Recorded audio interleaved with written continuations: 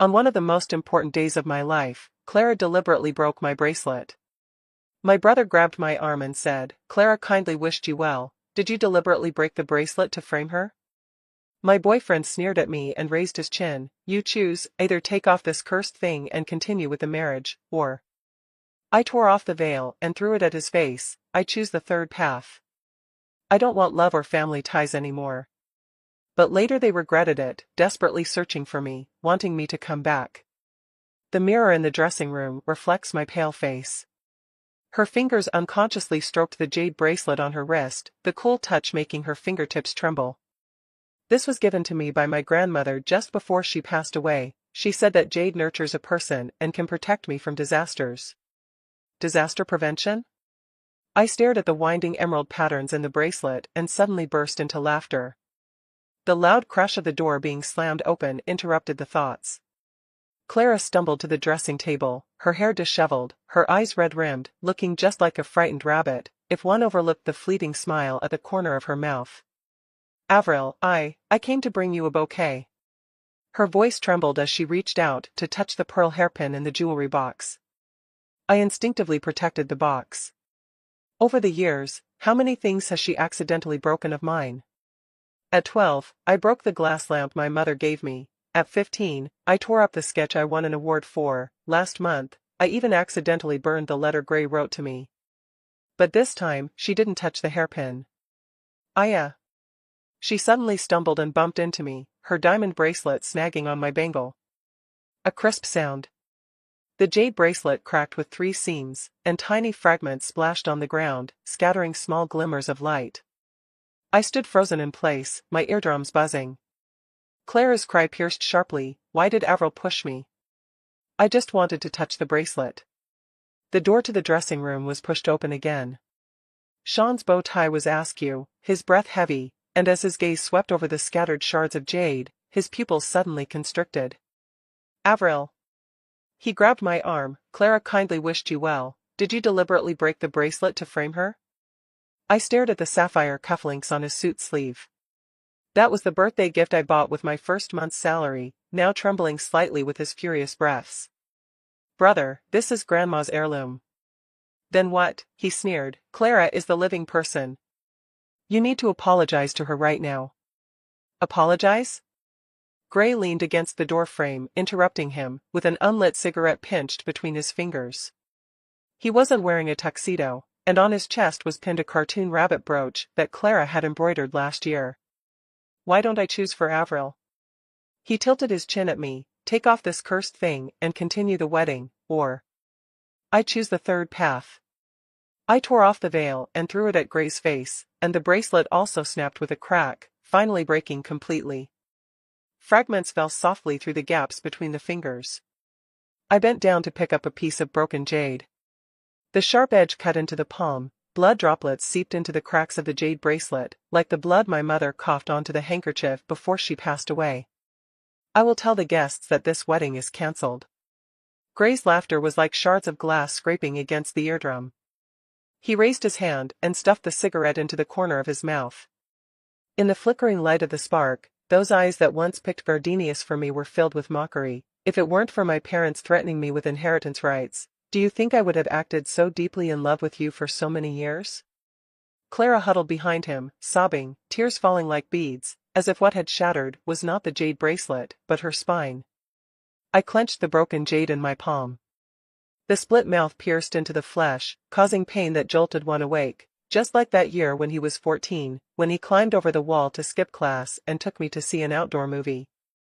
As we left, under the streetlight, he said, "Childhood betrothal is great, it saves me the trouble of proposing later." At that time, his ears were bright red, unlike now, when even humiliating me comes with a relaxed ease. "Gray, don't say any more." Clara tugged at his sleeve, the diamond bracelet on her wrist hurting my eyes. "Avril just really wants to marry you." "Want to get married?" Gray suddenly extinguished his cigarette, his leather shoe grinding over the shattered pieces of the jade bracelet.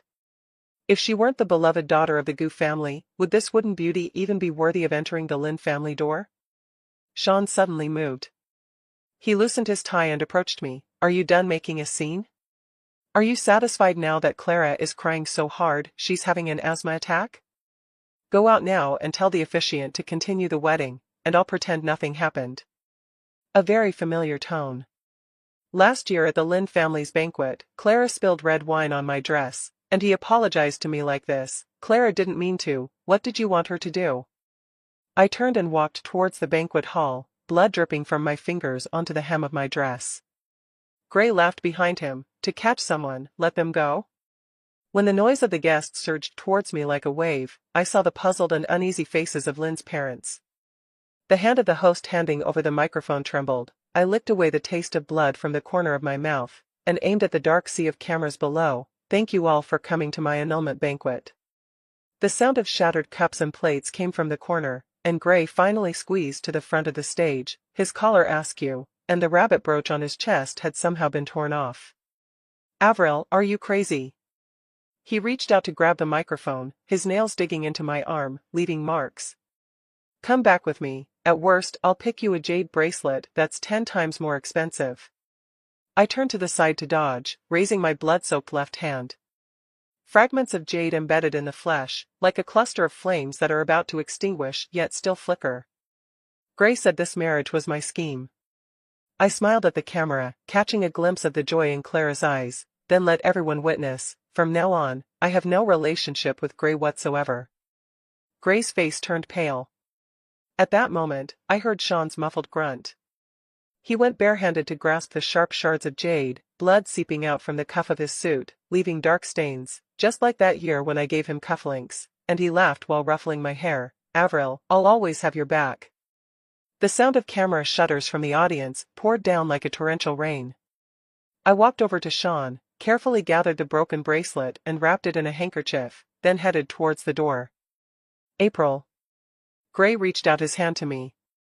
As Gray's hand brushed against the hem of my skirt, Clara suddenly fell softly into Sean's arms. Brother. I can't breathe. She clutched her chest, tears precisely hitting the back of Sean's hand, like the blue ink spilled on my painting years ago. Gray reached out and forcefully pulled back my arm, wrapping it around Clara's shoulder. Where's the medicine? Where did you put your asthma inhaler? I stared at the lipstick mark on the back of his suit collar, exactly the same as the one I had wiped off while trying on makeup.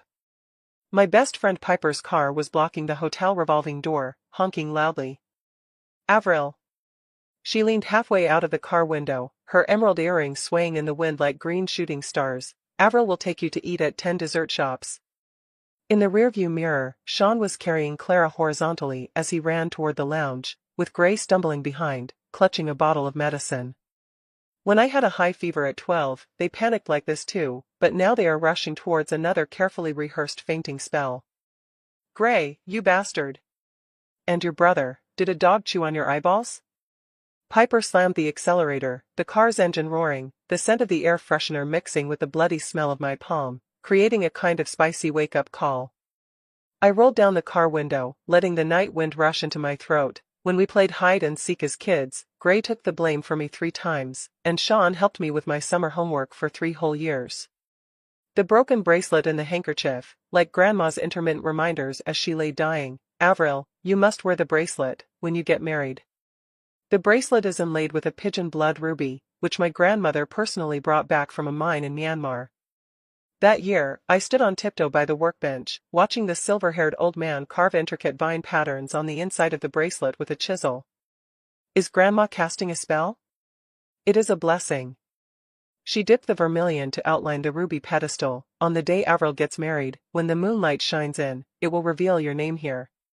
The day the bracelet was put on, Gray and Sean were fighting in the living room. 15-year-old Gray tugged at Sean's collar. You promised that I would take Avril to Disney this weekend. What right do you have to steal her away? Father held the teacup, smiling as he watched the play, while Mother hummed a song in the kitchen, frying eggs. The sound of the oil splattering filled the air with warmth. The years before Clara appeared were like a gilded cloisonné box, even the arguments were edged with honey. It was freezing rain on the day of my grandmother's funeral. After returning home, I curled up on the sofa with the jade bracelet, saying nothing. After my father entered the room, he walked towards me, not to comfort me, but to introduce a girl in a pink fluffy dress to me and Sean. The tips of her hair were still dusted with snow, but her eyes shone with an unsettling brightness, like a wildcat that had wandered into a porcelain shop. Clara's parents sacrificed themselves during the rescue. The father kept his hand on her trembling shoulder. "From now on, this is your sister." Sean was the first to crouch down, using the handkerchief that had wiped my tears to clean her face. "Don't be afraid, brother will protect you."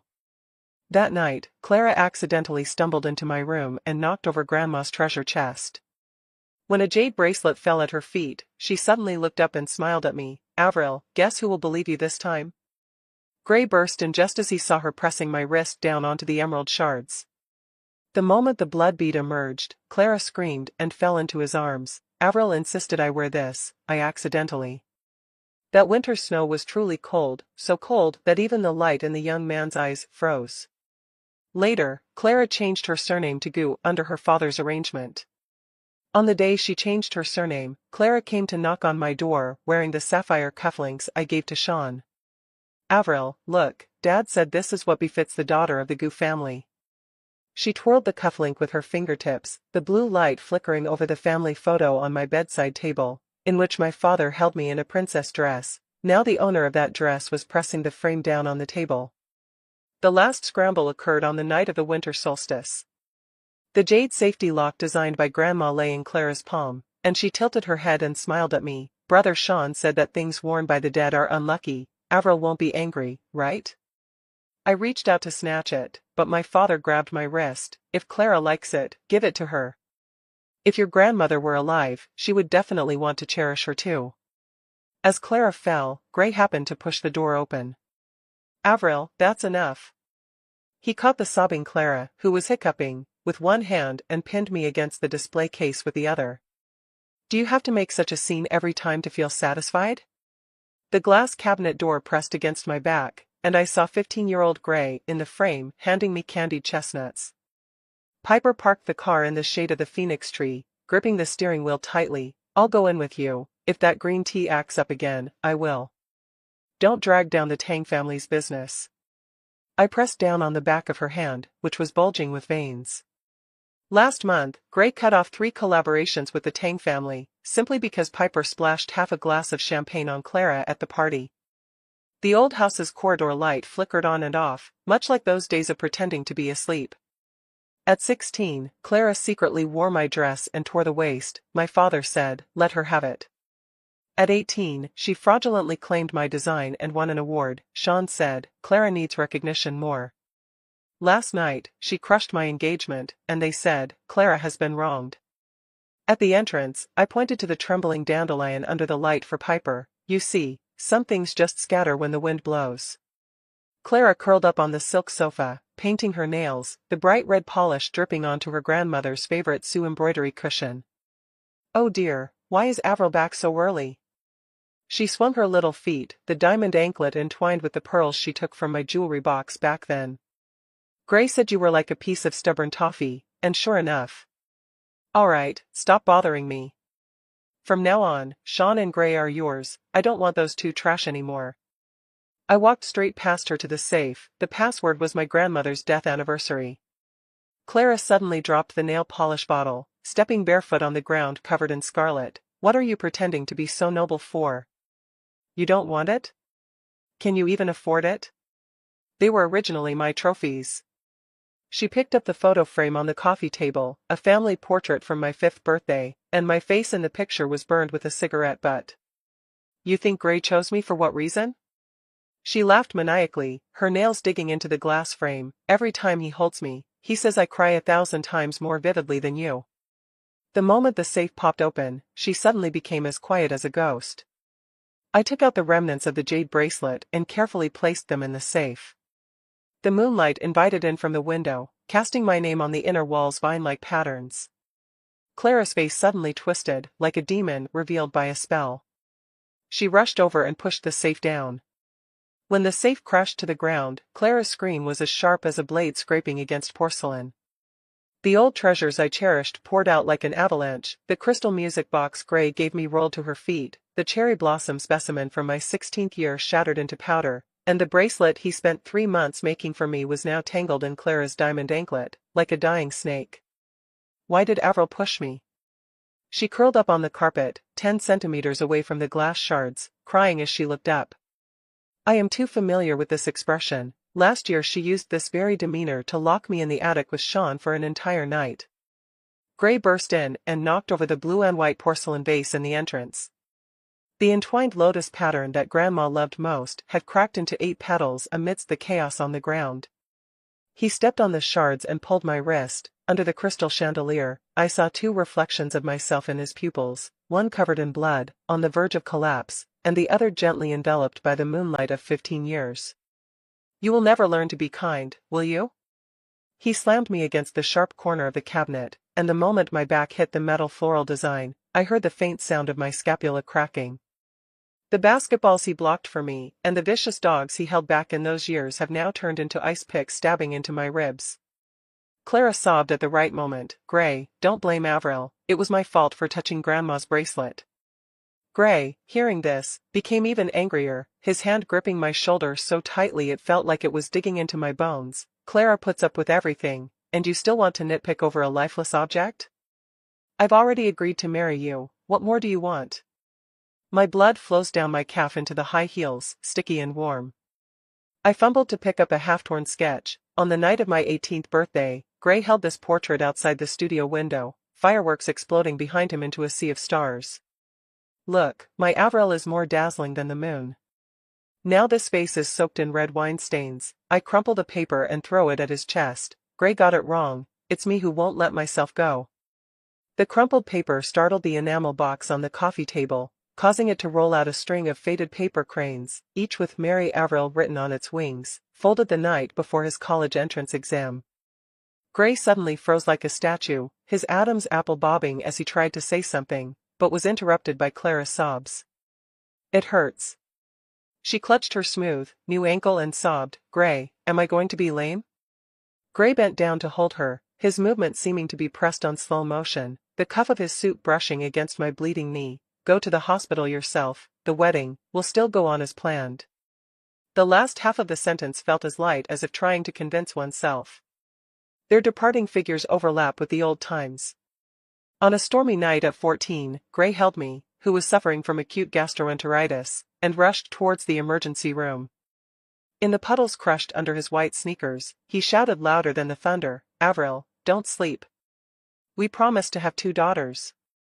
At that moment, his leather shoes crushed the remnants of the crystal music box, and in the instant the gears splintered, I heard my 16-year-old self asking under the starry sky, will you always be biased towards me? The boy pressed the warm milk tea against my frozen red ear tips. If I, Gray, ever change my heart, punish me by making me unable to find an umbrella every time it thunders. Suddenly, lightning flashed and thunder rumbled outside the window, and a torrential rain poured down. I curled up on my grandmother's favorite Persian carpet, watching the blood droplets meander along the cracks of the jade, converging into my name within the entwined patterns. It turns out that Grandma's blessings have never failed, it's just that some people cannot be illuminated even by the moonlight in their blind eyes. On the 3rd day of hospitalization, the magnolias outside had shed their blooms, and the nurse said that a Miss Clara had sent a bouquet. I stared at the printed words wishing you a speedy recovery on the card with a cold smile. Clara was too lazy to even write it by hand. In the drawer of the bedside table lay Sean's crocodile skin wallet and Gray's platinum cufflinks, both of which they had left here before. The caregiver said someone would come to pick it up this morning, so I had everything thrown into a cardboard box and then called a local express delivery to send it back to the old house. When Piper burst in holding the immigration documents, I was video notarizing the property power of attorney. The 2 fools from the Gu family still think you're sulking. She pulled up the chat history, and in Clara's latest social media post, Gray was peeling lychees for her, with the caption, true siblings never need blood ties. I wrapped the jade bracelet fragments in the Sioux embroidery handkerchief. Tomorrow morning at 9, the lawyer will go to the old house to inventory the belongings. The light swept over the sapphire cufflinks peeking out from the gap in the locker. Those were forcibly given to me by Sean last year on my birthday. As for their things, let them be a nest for the mice. Soon it was the day I was going abroad. When Piper slapped the boarding pass into my palm, my phone buzzed in my bag like a dying bee. Gray and Sean each made countless calls, and after I ignored them, they frantically sent me messages. Are you done making a fuss? Clara is crying and wants to find the master to help fix the bracelet. Are you satisfied now? If you come back to apologize now, I can still be your brother. You treat the things I gave you as garbage? Avril, you're ruthless. Do you think leaving these behind can erase 20 years of feelings? Naive. I opened the voice message, and Clara's tearful "I'm sorry" Avril pierced through the noise of the waiting hall. Piper suddenly snatched the phone, coldly sneering into the recording hole. Gray, listen well, Avril's flight is called Screw You. I took a sip of lemon water and my fingertips brushed over the last voice message. Clara continued to sob. Avril, please don't be angry anymore, okay? In the background, there was a faint sound of porcelain shattering, probably Sean smashing the set of blue and white porcelain in the study again. I blocked all their contact information. The flashing green light at the boarding gate is like Grandma's desk lamp. I remember when she taught me to make Chinese knots, she said, the thread ends must be burned clean, so they won't unravel.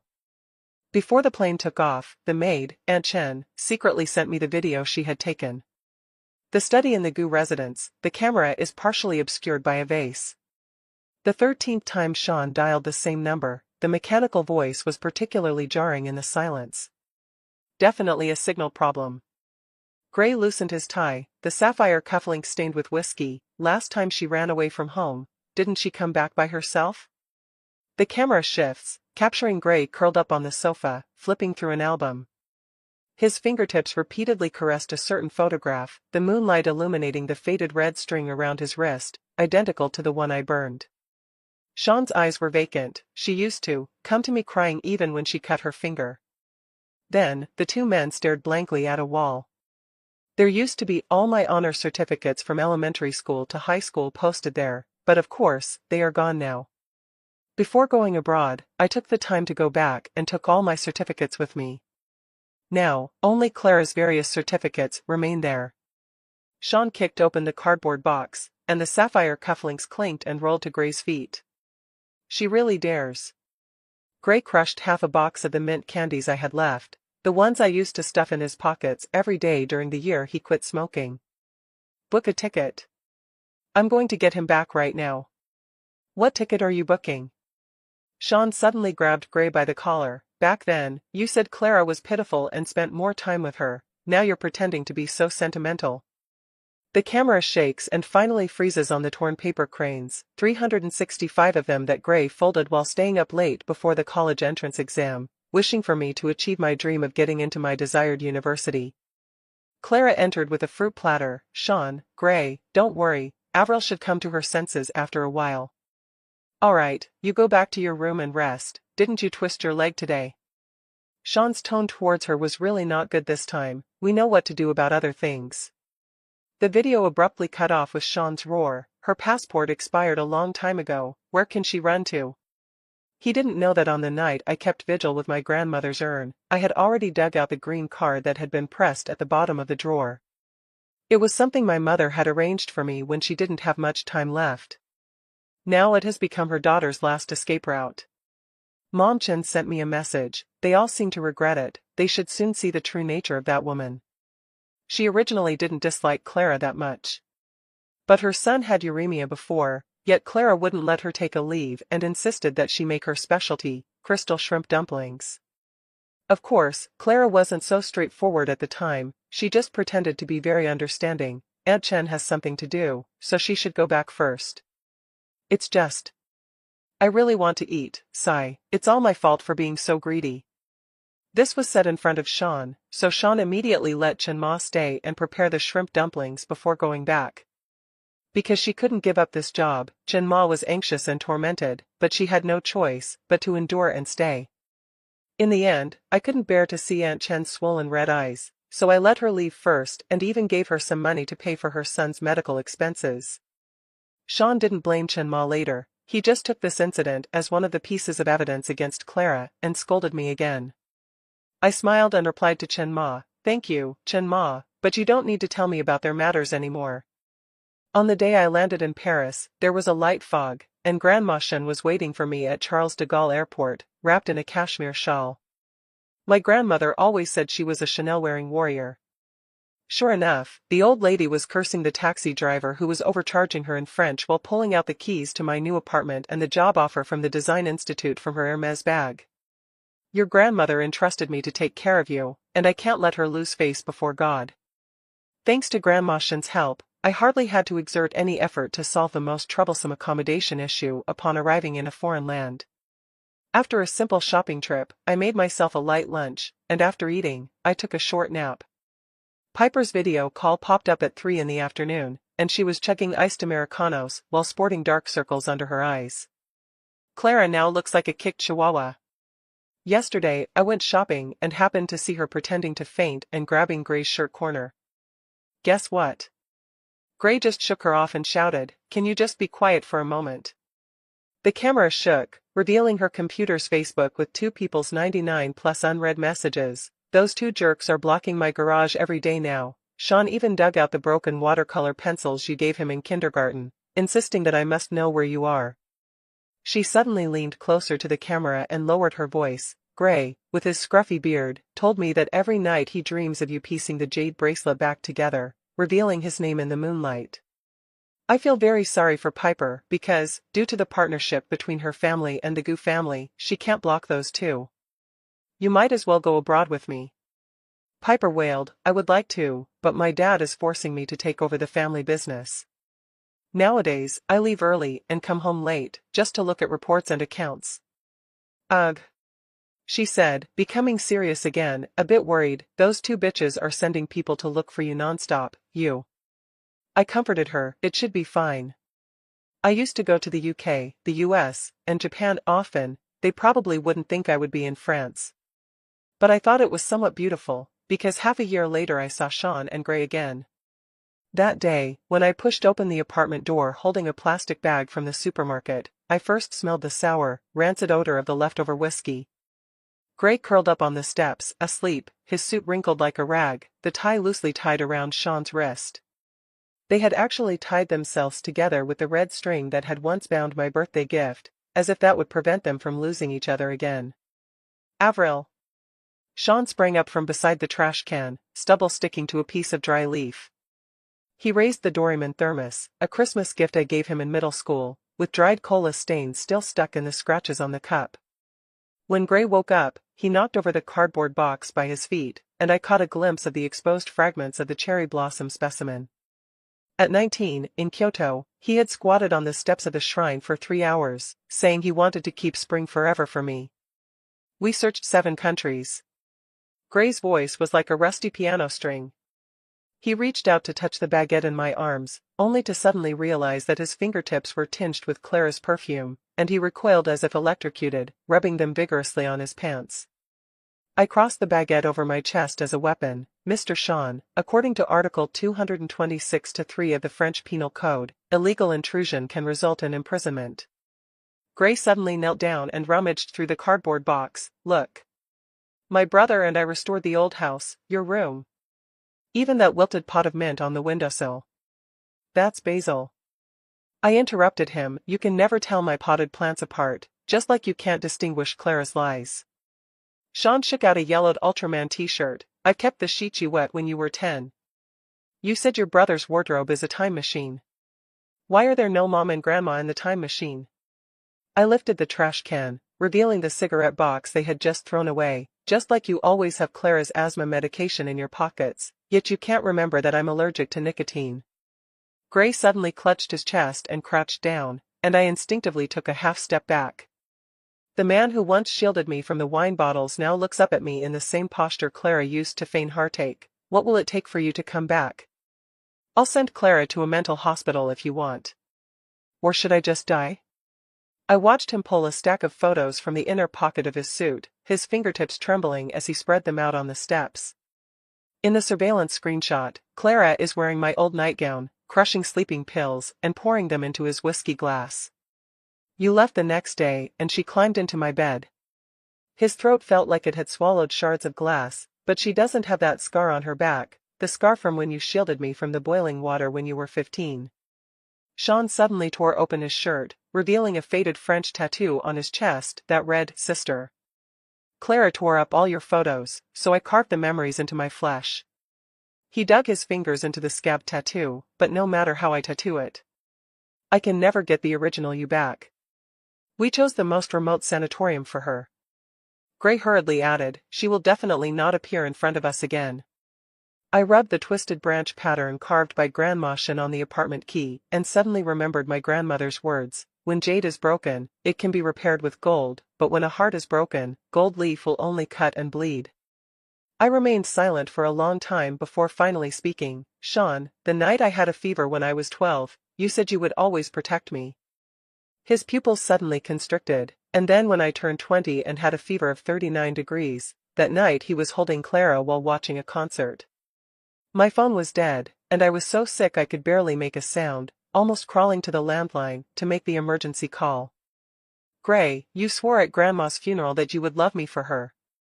I tugged at my collar, but later that night when Clara tore up my design award certificate, you said, you can find your award information online. Clara didn't mean it, don't be too harsh. They stumbled back, as if each of my words were poisoned arrows. The gray watch hit the stone steps, the dial cracked like a spider's web. This was the coming-of-age gift I gave him when he turned 18, and back then he said he would wear it into the next life. I pressed the alarm button on the smart door lock, and the siren startled the pigeons from under the eaves. I can never go back. Every time you come, I will call the police. A year later, I returned to my country to attend a class reunion. While I was touching up my makeup in the bathroom, Clara's tattered skirt suddenly flashed in the mirror. Avril, I invite you to watch the fireworks. Her sweet, cloying voice mixed with the smell of ether pressed against the back of my neck, and at the moment the syringe pierced my skin, I thought to myself that the sanatorium really seemed unreliable. In the end, this trapped beast was not restrained. When I woke up, the iron chain rubbed against the old scar on my ankle, and Clara was tying explosives with Gray's tie. That tie clip was chosen by me, reflecting her twisted smile at this moment. I informed Gray and Sean that if they don't come, I will blow you up here. Do you think they chose you, or did they choose themselves? At that moment, the surveillance screen lit up, showing Gray and Sean crashing into the warehouse. Clara frantically pulled my hair. Why? Why do I go through so much trouble and they still love you? Why do you have it so easy? I took away your dad, your brother, and your boyfriend, but you still have your grandma and your mom to pave the way for you. And those two worthless men have been finding me displeasing ever since you left, constantly muttering your name. Even that old man of yours. She turned around and kicked over a piece of metal. The will he made before he died says you and Sean split the inheritance. They say they treat me like their own daughter, but in reality, they only left me a house and $1 million, and I don't get a share of the inheritance. Hypocritical. I thought to myself that she really wronged me, because I also didn't know that my father had left me so much inheritance. It was probably because Sean's savior complex flared up before, feeling sorry for Clara, that he kept this matter from me, and conveniently used the excuse of he's the one supporting me to manipulate me.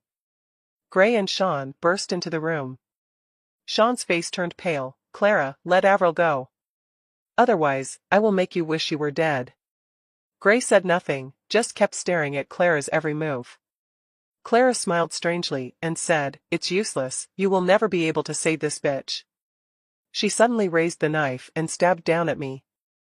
As the tip of the knife approached the cheekbone, the iron door of the warehouse was slammed open with a piercing sound. Clara's hand trembled, and a line of blood immediately seeped from my neck. 30 seconds later, the riot shield broke through the window, and the scene of Piper holding a megaphone and screaming was broadcast live on the surveillance screen. She was even wearing slippers, and her hair was a mess, like a typhoon had passed through. In the moment Clara was stunned, Gray grabbed a rusty iron rod and struck her wrist. The sound of bones shattering and the wail of a siren erupted simultaneously. The police rushed in and pinned Clara to the ground. But just as she was about to be handcuffed, she suddenly erupted, knocking the police officer's sidearm from his waist. She slowly rolled to my feet, her twisted and hideous face reflecting, if we're going to die, let's die together. Sean's movement towards her was faster than when he protected Clara back in the day. As the blade sank into his side, Gray pulled me into his embrace, the warm blood spraying onto his back where he had shielded me from the basketball. Clara was pressed down to the ground again, this time the police were much more forceful, and she absolutely could not break free. Why? Why? Why? You should have everything taken away from you by me. You should be trampled under my feet. She is still screaming. You've always taken nothing but trash. I walked over and saw her twisted like a maggot under the control of the police. Even hating you feels like a waste of time.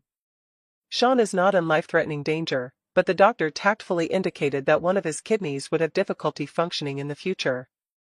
He saved my life after all, so I eventually went to the hospital to see him. He looked very weak on the sickbed, and when he saw me, he smiled faintly with a pale face. Avril, I'm not trying to repay a favor, but could you possibly?